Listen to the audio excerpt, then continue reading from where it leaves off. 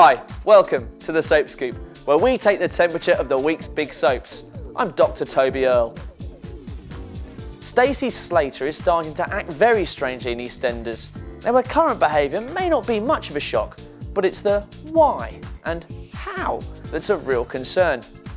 First, she steals the lecky money from Charlie, and after Max turns down her offer of a night out, she pulls some random bloke called Dermot.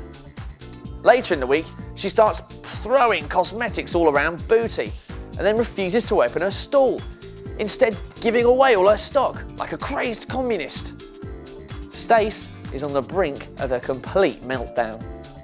She steals Bradley's keys and informs Tanya that she and Max are an item again, then heads to Max's and plants herself in his bed. It's a come-on that goes down like a jelly deal past its best before date. Max isn't so much incandescent as really very angry.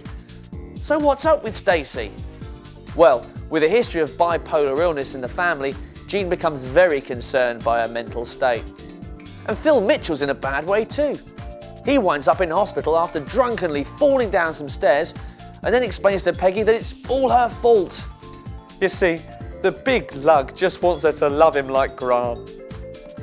The focus is on comic genius Norris Cole in Coronation Street, but he's about to be upstaged by the arrival of his brother, Manuel, off Fawlty Towers. Yes, Andrew Sachs rides the wave of free publicity from the Saxgate scandal all the way to Weatherfield when he arrives playing Ramsey, Norris's half-brother. But he doesn't get welcomed with open arms, and it appears that a dark deed lies at the heart of their mutual contempt. Elsewhere, a dark deed revisits Dev in spectacular fashion. The supermarket magnate has chosen a very public platform to propose to Tara, little knowing that she's aware of his cheating ways. So, when the big moment comes, Tara chooses to display little Dev in all his glory. It's a nightmare scenario, and not the dream ending our sleazy shopkeeper had in mind. It's no wonder that Warren's a bit paranoid. Being a double murderer can't do much for a good night's sleep. And Calvin remains in his trail too in Hollyoaks, convinced that Justin can provide answers about his evil ways. But Warren uses his highly evolved psychological techniques on Justin and warns him that any slip of the tongue will end badly for Hannah.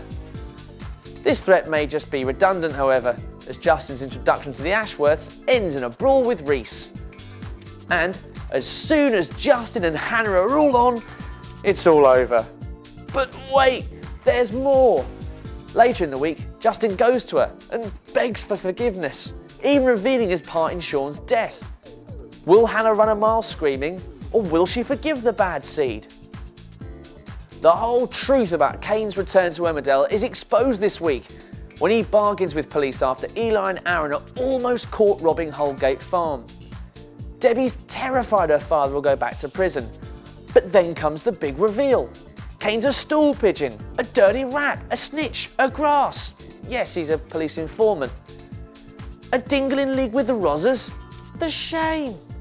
Still, it sets up a great storyline as Kane yo-yos between being an upright individual and as bad as he ever was, like when he continues to make Andy's custody battle impossible. Expect even more bad behaviour next week, which we'll detail with loving relish in the next Soap Scoop. Keep clicking on whatsontv.co.uk.